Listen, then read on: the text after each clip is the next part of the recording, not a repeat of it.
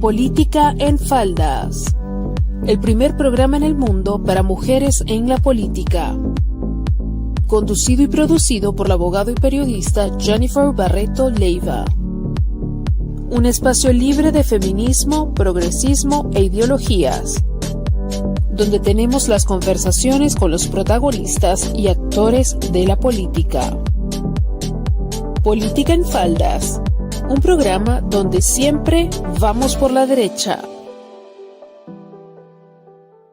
Hola, hola, bienvenidos en todos a una nueva emisión de Política en Faldas. Yo soy Jennifer Barreto Leiva, conductor y productor ejecutivo de este espacio, donde tenemos semana a semana las conversaciones con quienes son arte y parte de la política.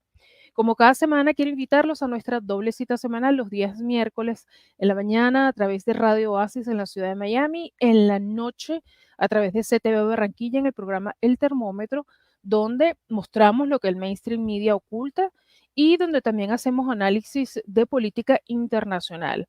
Asimismo, los miércoles para la audiencia de Puerto Rico, mi columna de opinión, y los días sábados para la audiencia en general, eso sí, siempre en mi blog, que es donde podrán encontrar toda la información. Muy atentos porque vienen grandes sorpresas con Política en Faldas. Así que estén atentos, sobre todo en nuestras redes sociales, para que se puedan enterar de todo. Esta semana tengo un invitado que es un buen amigo de la casa. Se trata de Jesús Hernández, psicólogo clínico y psicólogo de cabecera del programa. Si recuerdan, empezamos el año hablando de cómo afectaba la ausencia de papá en los niños, luego pasamos a las niñas. Ahora vamos a hacer el lado contrario para mostrar los dos lados de la película, cómo afecta en los varones la ausencia de mamá. Asimismo vamos a hacer cómo afecta en las hembras la ausencia de mamá en otro programa. Jesús, ¿cómo estás? Bienvenido. Los saludos, Jennifer. Siempre es grato estar aquí contigo hablando a tu audiencia. Esta semana vamos a hablar de este tema y como siempre tratamos de explicar en la entrada, durante y después que aunque a muchos no les resuene esto con política, ciertamente tiene que ver, porque hijos que están desorientados, sin presencia de papá, sin presencia de mamá, eventualmente se convierten en adultos rotos que son víctimas útiles de ideologías como el feminismo y todas estas que están haciendo vida en este momento, que están a propósito depredando nuestros hijos. Por eso hay que tener muchísimo cuidado con esto. Y cuando hablamos de ausencia, no solamente quiere decir de la parte física, sino emocionalmente, espiritualmente hablando.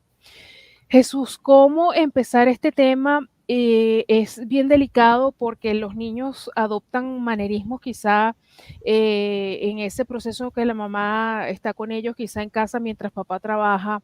¿Cómo empezar a darle forma a esto? ¿Cómo les afecta a los chicos, a los varones, que mamá no esté con ellos? Mira, bueno, Jennifer, siempre hemos dicho en los programas de que cada papá y mamá tienen roles y tienen cualidades inherentes a su sexualidad. En el caso de mamá, la mamá es la que dota y es la que tiene mayores fortalezas en cuanto a generar lo que es el apoyo emocional y trabajar lo que es la compasión y la comprensión, porque los niños naturalmente cuando necesitan ser comprendidos buscan a mamá. Por ejemplo, cuando a papá alienta a los hijos para que se metan en proyectos y busquen qué hacer, actividades y tareas, cuando esto fracasa, ellos naturalmente buscan a la mamá para que los apoye en el fracaso. Claro, eso no quiere decir que papá no lo pueda hacer, pero para la mamá es más fácil, según su género, según su sexo, es más fácil hacerlo, conecta más fácilmente. Entonces, esto quiere decir que la mamá, una presencia funcional de la mamá, fortalece estas cualidades, por ejemplo, como lo que es como es la compasión, como es la comprensión. De hecho, hay varios psicólogos que hablan de que la madre es la que forma y facilita la formación de la voz interior de las personas, en este caso de los niños. Entonces, una voz interior más comprensiva, más compasiva, más dada a conectar con lo emocional, siempre es positivo para la mente del niño. Entonces, primer punto, mamá conecta con lo emocional, con lo sensible de un niño. Y un niño debe ser, no, naturalmente se ha dicho, ¿no? De que los niños, los hombres, hay que prepararlos para ser masculinos, pero es que la masculinidad no entra en conflicto real con, por ejemplo, un sano desarrollo emocional. De hecho, una persona, un hombre, tiene que tener la capacidad de gestionar sus emociones y de expresarse, por ejemplo, asertivamente. Y este es otro punto. Esa creación de la voz interior, ese desarrollo de una voz interior sana, va a permitir que ese niño, ¿ve?, crezca y pueda desarrollar una, una asertividad. La asertividad, ese equilibrio en la expresión emocional y en la expresión, por ejemplo, de la opinión. Entonces, ¿con qué conecta mamá? Conecta con lo emocional. Eso es lo primero que te puedo decir. Tú sabes que a mí me pasó hace algún tiempo, yo tuve un noviecito que era cubano y él me decía, es que papá pone disciplina y mamá es la que abraza cuando papá pone disciplina. Fue una manera muy rústica que él encontró de explicarme lo que tú has estado trayendo aquí en el programa. Papá da la estructura, papá da esa inspiración hacia la excelencia, hacia las cosas que queremos conquistar en la vida, mientras que mamá se dedica a la parte emocional, como bien has explicado. Eh, Cuando vemos, varones que mamá no está, hay el mismo riesgo, Jesús, que cuando, por ejemplo, con las hembras, cuando papá no está, que se adopten ciertas conductas, que esto cambie la identidad sexual, inclusive la orientación sexual del varón. Mira, hay estudios que dicen que está más ligado la figura del papá sobre el desarrollo de la sexualidad, pero claramente eh, también hay una influencia sobre la ausencia, por ejemplo, de una figura materna funcional, porque porque la ausencia no es solo que no esté la mamá, sino también de que esté físicamente, pero emocionalmente esté ausente. Eh, Mira, los problemas de identidad están ligados, Jennifer, a eventos traumatizantes, a eventos que pueden generar como un shock emocional. Por ejemplo, maltrato, creo que lo hemos hablado, el tema de la violencia, el maltrato, violencia intrafamiliar, abandono, deprivación afectiva. Todo esto puede generar un problema de la identidad. En el caso, por ejemplo, hay un psicólogo, creo que también lo he mencionado en este programa, hay un estudio que se llama Sexualidad y Género, que también liga los problemas de identidad cuando, por ejemplo, los papás y mamá esperan tener un hijo de determinado sexo y al final no lo tienen. Por ejemplo, si papá y mamá espera tener una niña y tienen un niño, esto en ocasiones genera un comportamiento disfuncional en una de las parejas, ocurre mucho en las madres, entonces actúa, por ejemplo, en el caso de que tiene una niña y quiere tener un niño, actúa con la niña como que si tuviera un niño. Por ejemplo, viste a la niña con ropa masculina.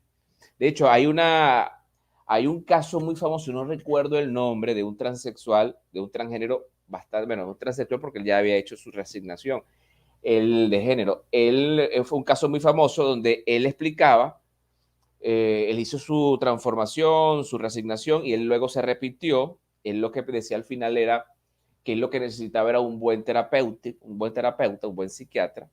Y entonces él dice, uno de mis problemas fue que mi mamá siempre me dio un mensaje de que mi sexo estaba errado. ¿Ve? En ese caso, tenía una mamá que quería tener una niña y entonces tuvo un niño y al final lo vestía como niña, le daba un mensaje como niña y, por ejemplo, castigaba los comportamientos masculinos de él y reforzaba los comportamientos femeninos. Entonces, en este caso, quiero que te des cuenta que hay mucha influencia en ese estilo, por ejemplo, que es lo que se espera. Tú sabes que aquí en Venezuela, Jennifer, cuando nosotros hacemos un análisis de cuál es el sistema familiar venezolano, no sé si lo hemos hablado en otro programa, Entonces que se habla mucho del tema del patriarcado, pero aquí hay un psicólogo, o que él ya murió, que se llama Alejandro Moreno. No sé si tú has escuchado el estudio de Alejandro Moreno. Sí. Alejandro Moreno, él hizo un estudio donde él identifica a la familia venezolana, popular venezolana, como que está inmerso en un sistema matricentrista. Eso quiere decir que la figura de la madre tiene un rol fundamental en el sistema familiar. Es la líder del hogar. Es la líder y es la que monopoliza lo emocional. Quiero que te des cuenta la influencia que tiene. Es tanta la influencia y tanto el poder que tiene en el hogar, el poder emocional, que en ocasiones cuando la madre venezolana, popular venezolana, ve que el padre comienza a rivalizar emocionalmente por el afecto de sus hijos, la madre inconscientemente como que aparta al padre del sistema familiar. Quiero que te des cuenta de cómo funciona esto. De hecho, en el mismo estudio, yo lo hablaba mucho con mis estudiantes, psicología social, sobre cómo, o sea, cuál era el modelo de la madre venezolana, cómo influía ese modelo matricentrista en el comportamiento futuro de los niños. Y se llegó a la conclusión de que las madres venezolanas, bajo este sistema, lo que hace es desarrollar hijos, o sea, forma hijos perennes en vez de formar hombres. No sé si me entiendes lo que te quiero decir. Porque tú sabes que, claro, uno, mientras está en la infancia, el niño, bueno, se va formando como un hijo, pero los padres van creando ciertos hábitos de independencia, generando cualidades para que el niño pueda enfrentar situaciones de una manera un poco más adulta, más madura, pero aparentemente el matricentrismo no permite eso, sino que busca que el hombre sea como un niño perenne, sea como un hijo perenne en este caso. Y se ve cuando, por ejemplo, vemos hombres adultos venezolanos que en vez de estar, por ejemplo, a sus 25 años, a sus 20 años, en vez de estar concentrados en formar familia o en trabajar o en desarrollarse, están más bien concentrados en cosas un poco más inmaduras, como por ejemplo salir a de fiesta, por ejemplo, no tiene hábitos de independencia. Ocurre mucho. Hay hombres venezolanos de 20 años, 22 años, que por ejemplo nos cocinan o no son capaces, por ejemplo, de ordenar su cuarto, sino que se lo hacen las mujeres de la casa. De hecho, eso se extiende hasta las hermanas, y lo habla muy bien Alejandro Moreno. En cambio, en el caso de las mujeres, la madre venezolana sí empodera a sus hijas, porque le enseña a las hijas a ser mujeres que atiendan el hogar, que sean líderes. Entonces, esto es algo que lamentablemente afecta a la familia y sobre todo afecta a los hombres. Y eso también explica un poco los casos clínicos que hay en algunos hombres, como en el caso de depresiones. Este sistema matricentrista de crear hombres, niños, o sea, crear hijos en vez de hombres, genera hombres improductivos, hombres inmaduros y al final hombres deprimidos. Y para que entienda la gente, porque dentro de las cosas que hacemos en Política en Faldas es pedagogía política, la mujer tiene un rol tan importante en el tema familia, sobre todo en la región, que en política existe algo que se conoce como el matriarcado político, que es la influencia que ejerce la mujer a la hora de votar. En lo que es la parte de la intención de voto, papá es quien define eso. Si papá vota, el resto de la familia vota, normalmente. Sin embargo, la mamá es la que define la tendencia política del hogar. Por eso ustedes tienen que estar pendientes con quién se van a casar, porque la mujer es la que en buena manera, en buena medida, es la que brinda al hogar la orientación política. Yo no sabía eso hasta hace poco que me enteré. Y de los países de la región donde el matriarcado electoral es más fuerte es justamente Venezuela. Y eso sucede, eso es verídico y los números son altísimos, por cierto. Sabes, Jesús, en la vida uno a veces tiene que conocer gente para entender otras realidades que no le toca vivir a uno. Y me ha tocado conocer por cosas de la vida una familia donde mamá murió estando el único hijo muy pequeño. Y conociendo la realidad de la familia, empiezo a tener lo que ustedes los psicólogos llaman otredad, ¿no? Que es saber separar en las realidades de las otras personas. Y es una absoluta tragedia cuando mamá no está, o sea, no, ni siquiera en recuerdo, no está en físico, no está en recuerdo, no está en nada. ¿Cómo se puede compensar, si es que se puede hacer de alguna forma, en casos así, cuando mamá muere, estando los niños muy pequeños, o mamá se va a comprar cigarros y nunca más vuelve? ¿Cómo se hace en ese caso? ¿Qué tarea le toca a papá en situaciones así como esta? Mira, en estos casos al hombre le cuesta mucho, Jennifer, sustituir a la mamá. Se le hace muy difícil, por ejemplo, conectar emocionalmente, cosa que claro que no es que es imposible, pero al nivel de la madre, de ese rol de la maternidad, quiero que se den cuenta de que el cerebro de la mujer tiene miles de años de evolución para asumir el rol de maternidad. De hecho, se habla mucho del cerebro multifuncional, ese cerebro que puede hacer varias cosas a la vez, tiene que ver con ese rol evolutivo de la maternidad y también esa capacidad emocional que el hombre le cuesta. A los hombres nos cuesta mucho conectar emocionalmente. Somos más de proteger, de motivar a hacer algunas tareas. Pero, por ejemplo, un padre, no sé si tú has visto estos ejemplos, yo los he visto, he tenido también pacientes, le cuesta mucho conectar emocionalmente al nivel de una madre. Entonces, ¿qué hace el papá? Los padres normalmente lo que hacen es buscar una figura que sustituya, una figura femenina. Puede ser una pareja, puede ser la abuela, por lo menos la mamá del papá de los niños, puede buscar una tía, va a buscar como una especie de apoyo dentro de la familia para que se sustituya esa, ese rol y esa figura. Claro, en este caso podría ser positivo si esa figura es funcional, ¿sí? Y se maneja de una manera asertiva esa situación. Claro, el padre que está en una situación, en esa situación, muchos entran en pánico. O sea, y no sé si tú has visto en estos casos que los padres lo que hacen es, en vez de buscan a mamá, o sea, la abuela de los niños, en vez de quedarse a estar en esa dinámica, lo que hacen es que huyen. Eso ha ocurrido. Esa es la manera disfuncional de abordar la situación. Claro, hay otros casos donde se quedan, he visto muchos casos donde se quedan y tratan de sustituir cuando digo sustituir es como que se busca a una figura femenina que asuma ese rol de madre y echan para adelante como familia. ¿Ves? Pero es evidente que el padre que tiene esta situación desarrolla, cuando de manera funcional, desarrolla mayores cualidades emocionales. Porque es que los hijos van a buscar, por ejemplo, si no está la figura de la mamá, cuando busquen la comprensión, busquen ese afecto, busquen ese apoyo emocional, está el papá. Y entonces van a acercarse y van a demandar eso. En este caso, normalmente el padre que se queda comienza a desarrollar cualidades emocionales que no desarrollaría si estuviera la mamá. Quiero que te des cuenta cómo es interesante en este caso la mente humana. Se da como un proceso de adaptación.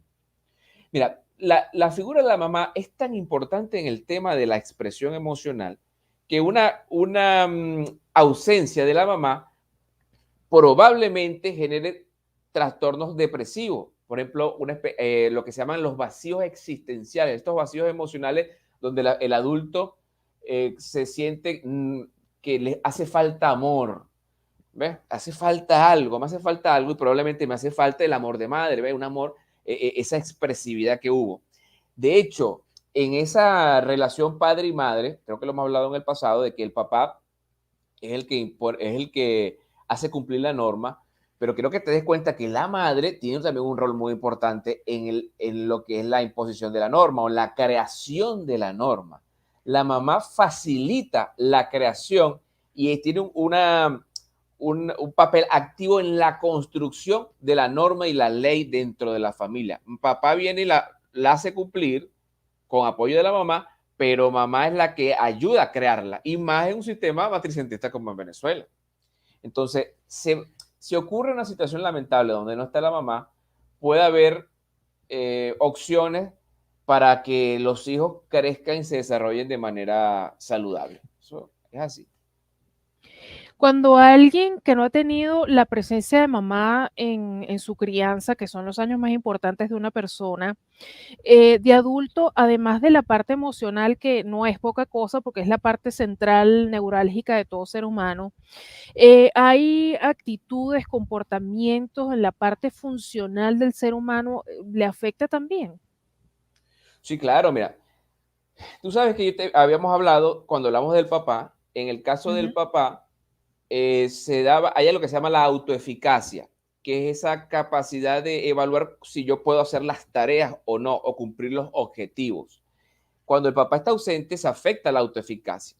Cuando está la mamá ausente, se afecta el tema de la estima, de cómo yo me amo, ¿ve? Que tiene que ver con el tema emocional. Cómo yo me veo emocionalmente, si yo me quiero o estoy molesto conmigo mismo. También influye en el autoconcepto. Evidentemente, la ausencia de la mamá va a repercutir en la autoestima. O sea, la ausencia de la mamá va a repercutir en la manera en cómo yo me quiero. ¿Por qué? Porque si hablamos de que la presencia de la mamá facilita la comprensión, el apoyo emocional, la compasión, ¿ve? Mientras papá dice, mira, eso tú puedes, sigue adelante, vamos, eso no fue nada. ¿Ve? A veces normalmente así actúa un papá, pero la mamá, está bien que papá actúa así, pero mamá dice, ya va, detente un momento, ven para acá, te escucho, ves, llora. Y si llora, yo valido esa tristeza que tiene. Eso normalmente lo hace mamá. Entonces, por eso es que en el sistema familiar, la naturaleza lo hizo como un sistema complementario, Jennifer. Quiero que te des cuenta lo equilibrado que es. Mientras papá es experto, si queremos decirlo así, tiene cualidades en una área, mamá tiene cualidades en otra. Entonces, la ausencia de la mamá sí va a dificultar el tema emocional y por ende va a dificultar las creencias que están en torno, que giran en torno a esas partes emocionales. Por ejemplo, en cuanto a la comprensión o la autocompasión, por ejemplo, un niño donde estuvo ausente su mamá va a tener una voz interior más dura, o sea, menos compasiva y menos comprensiva de sí mismo. Quiero que te des cuenta de eso.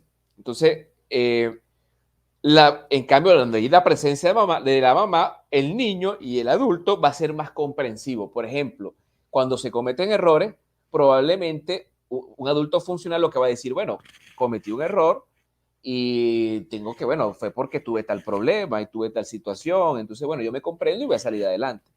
Eso lo ayuda a fortalecer a la mamá. Por eso es que muchos colegas hablan de que la creación o el desarrollo de una voz interior funcional gira en torno a la figura materna.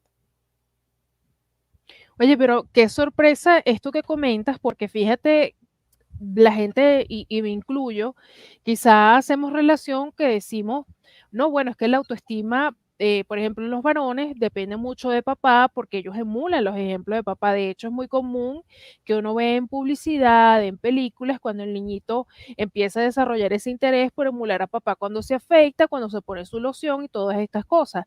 Pero fíjate qué interesante esto que estás diciendo, que la autoestima depende en buena parte de mamá. Esto yo no lo sabía. Hoy estoy aprendiendo algo nuevo gracias a esto que nos está explicando. Qué interesante.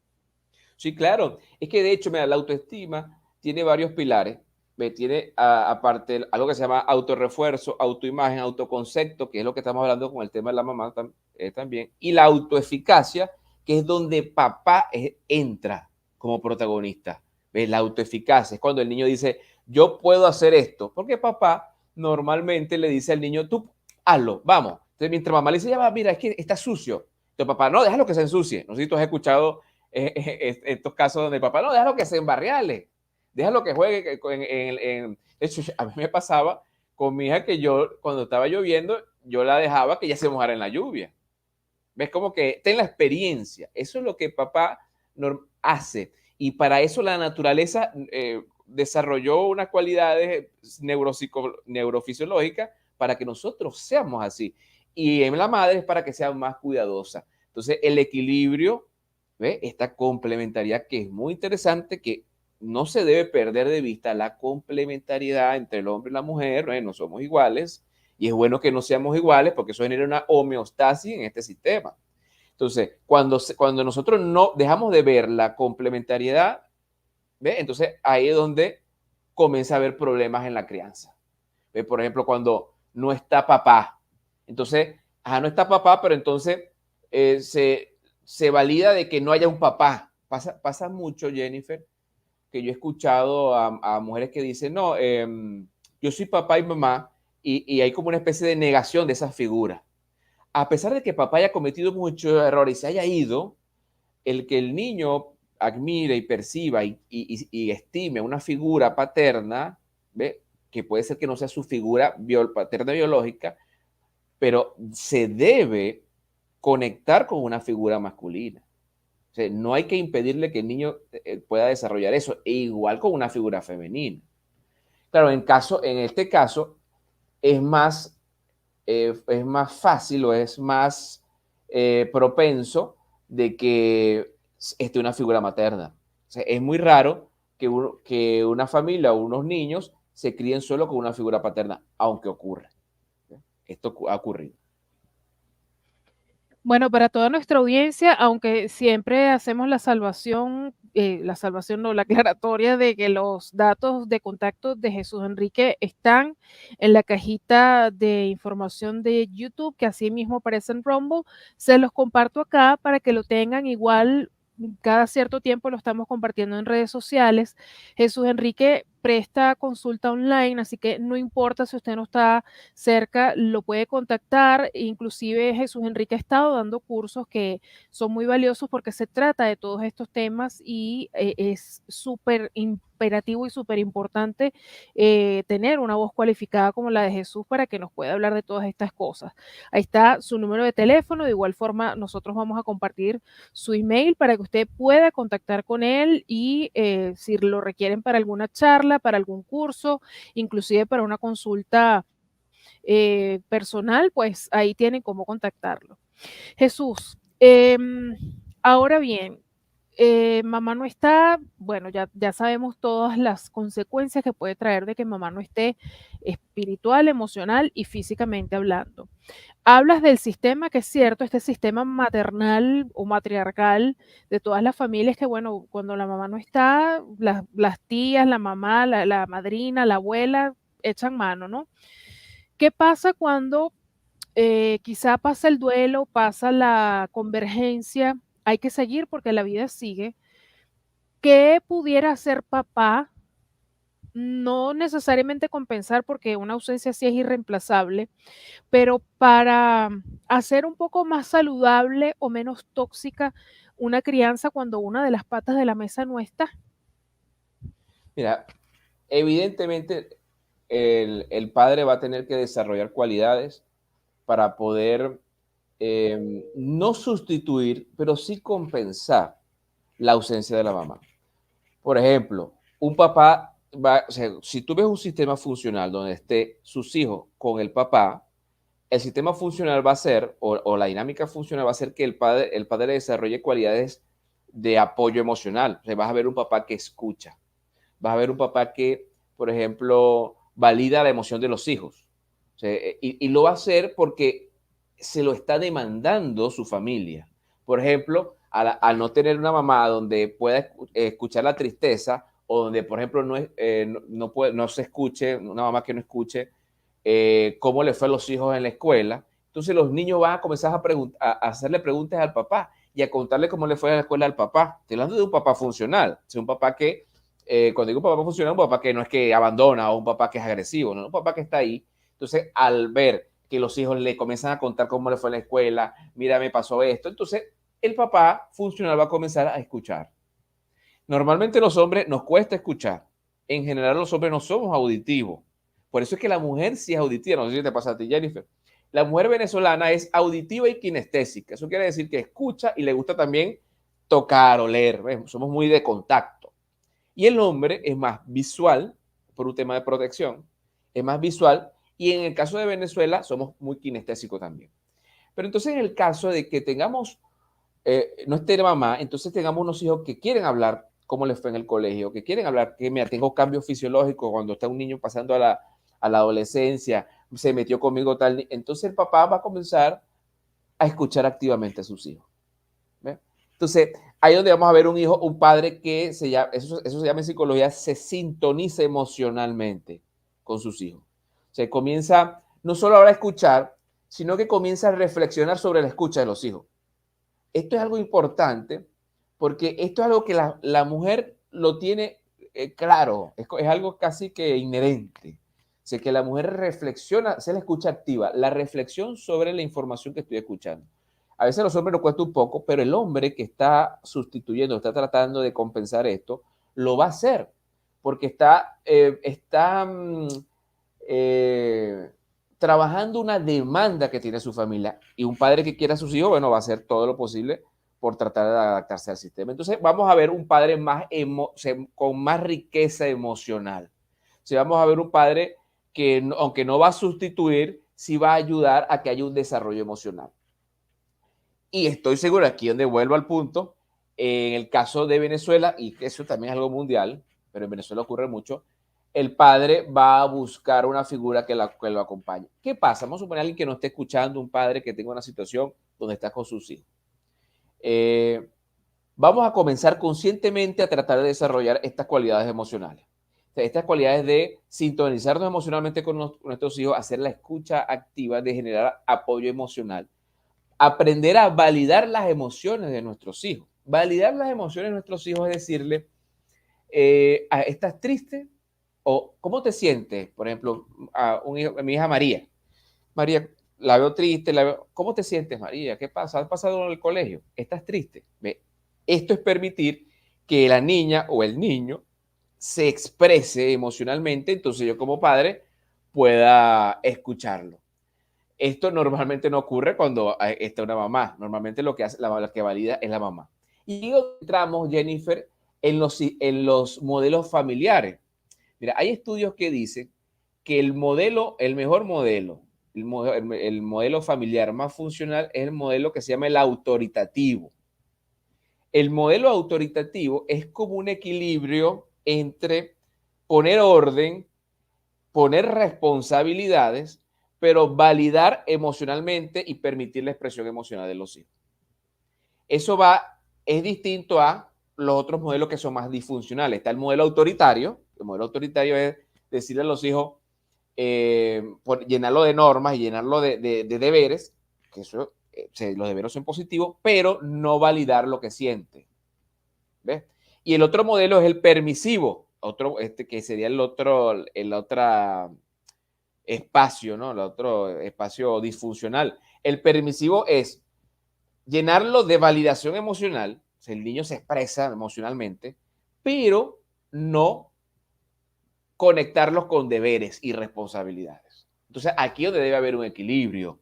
Debe haber el equilibrio masculino del orden y de la creación de deberes, ¿no? Y de normas, y el modelo femenino de validación emocional y apoyo afectivo. Mientras estás hablando, estoy procesando todo lo que estás diciendo. Digo, wow, ¿cómo nos hace falta normalizar todos estos temas que son de salud mental? Porque si tú te pones a ver el hombre promedio latinoamericano, sin meter nacionalidades, es complicadísimo que se desdoble emocionalmente, que se adapte a estas nuevas estructuras. Muchos de ellos rápido buscan una compañera y quizá no tienen esa premura y ese cuidado que tiene la mujer cuando se queda sola, que muchas veces dice, no, yo prefiero quedarme sola, pero que nadie me vaya a tocar a mis hijos, que nadie me vaya a maltratar a mis muchachitos, ¿no? El hombre quizá no tiene esa premura, sino es la necesidad de llenar el vacío rápido. Por eso vemos que mujeres tardan más en rehacer su vida sentimentalmente hablando comparado con hombres. El hombre como que trata de llenar un vacío rápido y la mujer es como que más cautelosa con eso.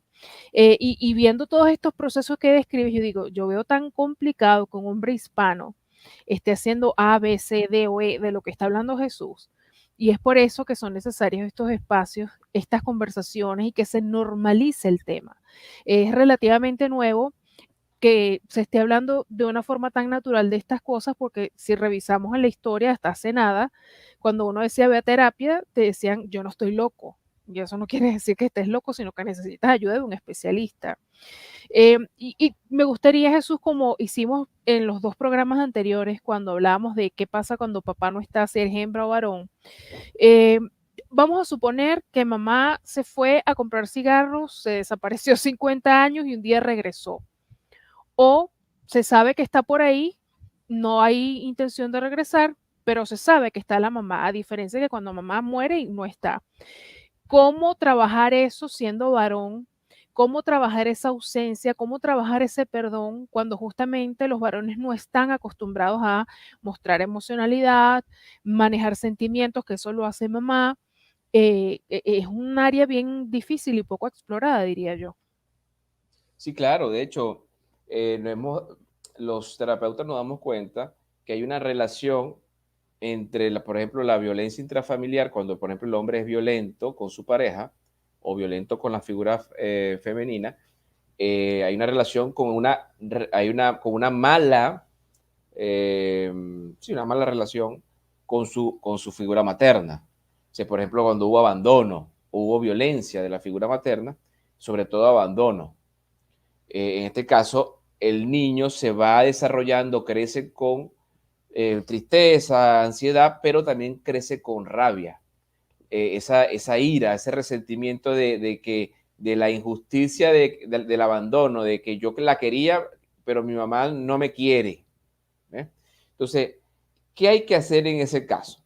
En ese caso, cuando se viene, por ejemplo, con ese resentimiento que, pues, si queremos decir un resentimiento que es natural por la mala experiencia que hubo, lo que primero que hay que hacer el adulto, y también se puede hacer de niño, es sacar el resentimiento. De hecho, yo tengo pacientes adolescentes de 11, 12 años que tienen esa situación. Ocurre mucho cuando hay, por ejemplo, conflictos legales por el Consejo de Protección, por Fiscalía. Entonces, hay que buscar facilitar para que haya una expresión asertiva de la rabia. Por ejemplo, si el niño, o en el caso ya de adulto, se está molesto con la mamá, hay que hacer un ejercicio para hablar de lo que siente. Y hay que buscar la manera de que prepararlo para que enfrente, si está viva la mamá, para que converse y le hable asertivamente, no de manera agresiva, y tampoco de manera pasiva, sino asertiva, con equilibrio y respeto, decirle lo molesto que está por el error que cometió la mamá.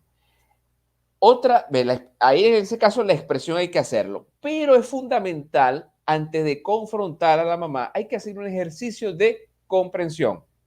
Creo que lo hemos hablado, el tema de comprender. ¿Por qué mamá se fue? Hay que ver las cosas en su justa dimensión. Normalmente, cuando la mamá hace eso o el papá, es un error del adulto. Primero, es un error del adulto, no del niño. El problema es que el niño lo asume como un error de él. Por ejemplo, si se va mamá, el niño comienza a fantasear o a tener pensamiento de se fue por mi culpa, algo malo hice, algo malo tengo. Y ese razonamiento crece o se mantiene en el desarrollo de ese ser. Entonces, lo que hay que hacer en terapia es comenzar a eliminar o a cuestionar ese razonamiento de niño que traemos, ya siendo adultos traemos ese razonamiento de niño. Es como que tengo algo malo, por eso que mi mamá se fue. Entonces no solo es que le tengo rabia a mi mamá, sino es que me tengo rabia a mí. Entonces, si nosotros comenzamos a investigar sobre la vida de nuestra madre, cómo fue su infancia, qué cosas vivió, qué vivió cuando era niña y qué vivió cuando vivía en la familia, entonces nos vamos a dar cuenta que era una mujer que sufría, una mujer que tuvo malas experiencias, experiencias disfuncionales que la llevaron a cometer esos errores. Ahí donde el niño, el adolescente o el adulto llega a la conclusión de no fue mi culpa. ¿Ve? Eso es una responsabilidad de mi mamá, son errores de ella. Entonces, en ese caso, se facilita o se abre el camino para perdonar. Entonces, ¿cómo se da el perdón? Para perdonar hay que declararlo. Por eso es que hay que enfrentar asertivamente esa figura. No es fácil. ¿Sabes lo que da miedo, Jennifer? Hablar con un padre y más cuando el padre, cuando hay una relación disfuncional con ese padre. Por ejemplo, si yo considero o tengo pensamientos de que si me acerco a mi mamá me va a rechazar, o mi mamá me va a decir algo que no me va a gustar, o me va a decir que no me quiere. Si yo tengo esos pensamientos, yo voy a tratar por todos los medios de huir de esa comunicación con ella, porque yo no quiero sufrir. Pero en ese caso por eso es que en terapia se hace lo que es el entrenar esa voz interior, de comprender, de ir más allá, ¿no? De esos pensamientos automáticos y comenzar a decir, bueno, esto es lo que tengo que hacer. Entonces, hablar con ella, entonces probablemente esto me va a ayudar y voy a descubrir algo que no sabía o voy a comenzar a comprender lo que ocurrió. Pero para que se genere el perdón, se deben dar estos pasos. Y en este caso, la comprensión es fundamental.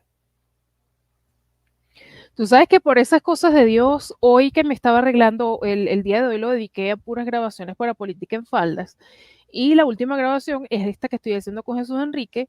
Mientras me estaba preparando, estoy escuchando de fondo una serie que tenía puesto, una serie basada en hechos reales, y estaba este monólogo que yo dije, esto fue Dios que me lo mandó como para irme preparando en actitud y en el mood, como dice uno, para la entrevista. El diálogo era un papá aconsejando a un hijo, mamá no estaba, y le decía, con las mujeres tienes que tener cuidado, no tanto con mamá, sin embargo, no le quites el ojo.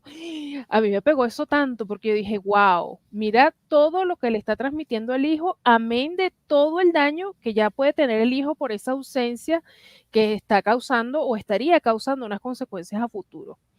Hemos hablado del perdón, de las consecuencias, y una de las cosas más importantes, y siempre lo promoveré, el tema de la terapia, la salud mental.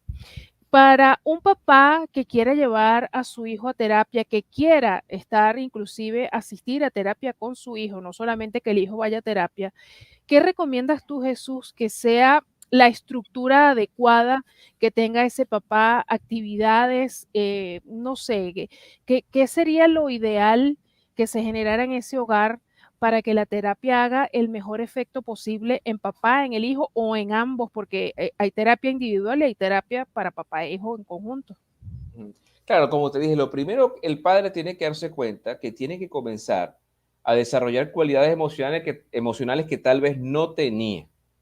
Por ejemplo, el ser más comunicativo, ser más comprensivo, ser más compasivo, generar más apoyo emocional, porque no está mamá para hacerlo, o si está mamá, es una figura disfuncional. Entonces, en eso tiene que hacer conciencia. Es como que, bueno, yo me toca trabajar, vengo cansado del trabajo, pero bueno, no está mamá y tengo que dedicarle un tiempo para jugar. Tengo que dedicarle un tiempo para preguntarle cómo le va en el colegio o cómo le fue con sus amigos, con sus hermanos. Eso es fundamental. Es importante, tú lo dijiste, mira, normalmente cuando no está uno de las parejas, uno de los padres, es porque hubo un rompimiento conflictivo.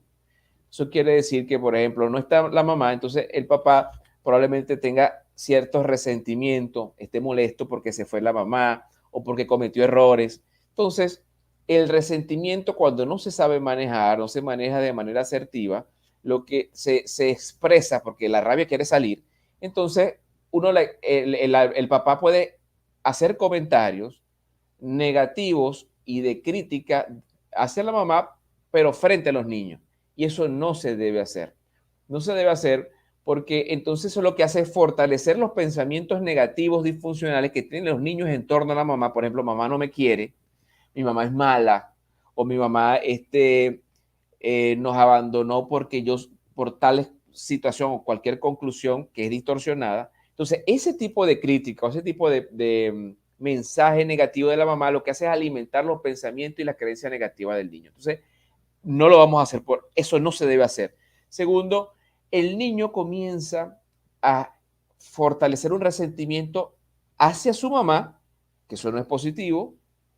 Hay adultos que creen que, bueno, no, bueno, que le tenga rabia al papá, a la mamá, eso no ayuda en nada. Eso lo que hace es destruir ese autoconcepto, esa autoestima. Y también el niño comienza a desarrollar un resentimiento hacia el papá, porque lo que está diciendo el papá genera dolor. Entonces el niño comienza a asociar lo que dice papá con dolor. Entonces aquí donde no solo comienza a trabajar, a crearse depresiones, sino trastornos de ansiedad. Porque lo que dice el, el papá, por ejemplo, es muy doloroso y comienza la mente a registrarlo como algo amenazante. Entonces, es muy importante tener lo que se expresa o lo que los demás expresan, porque ocurre mucho, Jennifer, que entonces se va, bueno, vamos a visitar a la abuela y están unas tías y las tías hablan mal de la mamá. Uno como padre debe poner límites y decir, no, mire, ella es una, ella ha cometido errores, pero y si tienen que decir algo de ella, no lo digan delante de mis hijos, porque ahí estamos protegiendo a los hijos. Esta parte es importantísima.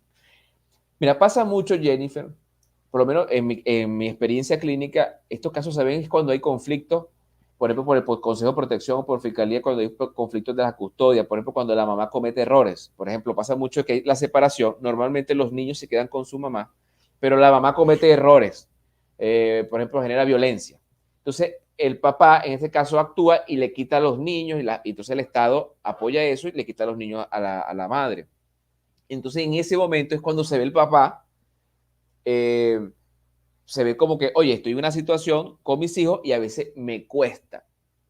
He visto últimamente que estos padres que se ven en esta situación están buscando ayuda profesional. Y eso es algo muy positivo. Entonces, este sería un buen consejo. Si usted está en esta situación, vaya con un profesional que le pueda dar una, en este caso, a usted primero le van a dar una psicoeducación, le van a dar como una especie de orientaciones para que usted pueda actuar y pueda generar hábitos que lo va a ayudar en esa nueva experiencia que va a tener de ser un padre soltero, por ejemplo, en este caso. Y también probablemente va a comenzar a desarrollar un proceso terapéutico. Y aquí esto es muy importante, porque entonces entramos si el papá que está molesto con la mamá que se fue o la mamá que violentó a los hijos. Entonces usted debe expresar esa rabia. Ahí donde usted, no solo que los hijos deben perdonar a su mamá, usted como expareja debe perdonar a su expareja. Y perdonar no significa que va a volver con ella. Perdonar significa que usted va a cerrar ese ciclo, va a comprender y va a soltar y va a dejar de sentir resentimiento. Si usted deja de sentir resentimiento, va a ser un buen ejemplo para que sus hijos también dejen de sentir resentimiento. Ojo, las que son mamás luchonas, ellas se autoproclaman así y de hecho mucha gente lo ha tomado ya de burla en redes sociales. A ustedes les encanta estar hablando mal de los papás de sus hijos, pero ustedes fueron los que tomaron esa decisión. Así que ojo, que ya saben que no se debe hablar delante de sus hijos mal de papá o de mamá, porque el daño se lo llevan ellos, solamente ellos. Yo llegué a ejercer derecho de familia y no aguanté. Estuve 3 meses y dije, me cambio, prefiero ejercer criminología con todo lo que eso implica, además en este país, que ejercer derecho de familia, porque los espectáculos que se veían era horroroso. O sea, no había tutela de psicólogos, no había mesura bajo ninguna circunstancia, era lucha de poder, no era en ningún momento vamos a buscar el bienestar de los hijos, que eso debería ser el fin último de papá y de mamá.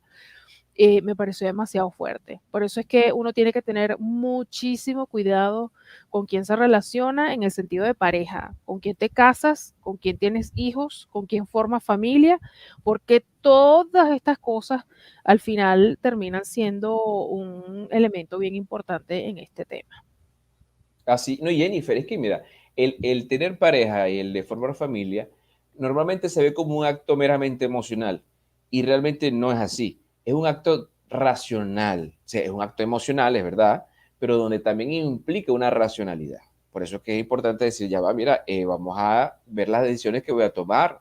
O sea, en la toma de las decisiones, porque que la toma de decisiones es un proceso cognitivo, un proceso mental, que implica un razonamiento. Entonces, yo puedo decir si esta persona tiene tales cualidades, tales errores, cuál puede ser el resultado, ¿ve? Cuáles son los posibles resultados o cuáles han sido los resultados que he tenido mientras he estado conociéndolo. ¿Ve? El hacer este tipo de ejercicio de racionalidad es algo que nos debemos permitir. Lo que pasa es que en ocasiones romantizamos las decisiones donde se acapara solo lo emocional. Tenemos que darle espacio a lo racional. Así es, Jesús, de verdad que 1.000.000 de gracias porque me hubieras acompañado hoy y bueno, quedamos pendientes entonces con la otra parte. ¿Qué pasa cuando mamá no está? Y estamos hablando de hembras, que ahí entran otras cosas a esta conversación, entran otros elementos que hacen más complicado todavía porque, bueno, mamá influye de otra forma en las hembras. De verdad que te agradezco muchísimo, Jesús, que siempre estás ahí al pie del cañón dispuesto para educar a nuestra audiencia. Gracias a ti, Jennifer. Bueno, estamos trabajando para acompañar a la familia y hacer un trabajo de educación. Así es. Ya saben que en todas nuestras redes sociales nos pueden encontrar como Política en Faldas, asimismo en todas las plataformas digitales, de manera que si quieren revivir este programa, compartirlo, pueden hacerlo bien sea para escucharlo o para verlo, porque lo pueden ver ahora en televisión digital y es una buena manera de que la familia se siente, de que discutan estos temas, de que los conversen y se normalice esto, que son temas que deberían hablarse con mucha más naturalidad. Pero bueno, lo importante es que se ha dado este paso y que estamos aquí teniendo estas conversaciones. Por cierto, Jesús, que no te había comentado, la vez que hicimos la emisión sobre qué pasa cuando papá no está y son hembras, parece que alguna feminista se topó con el episodio y empezaron todas a reportarlo, casi nos censuran, pero tranquilo que yo pude más que el odio feminista. Y aunque no les guste, papá es necesario y tiene que sanar esa relación que tienen con los hombres, porque no es normal el estar con ese resentimiento y esa animadversión y culpar de todos sus problemas a los hombres cuando no tiene absolutamente nada que ver. Así que bueno, nada, nos estamos viendo Dios mediante dentro de 7 días y por lo pronto nos mantenemos en contacto a través de las redes sociales. Que Dios nos bendiga. Política en Faldas, el primer programa en el mundo para mujeres en la política. Conducido y producido por la abogado y periodista Jennifer Barreto Leiva. Un espacio libre de feminismo, progresismo e ideologías, donde tenemos las conversaciones con los protagonistas y actores de la política. Política en Faldas. Un programa donde siempre vamos por la derecha.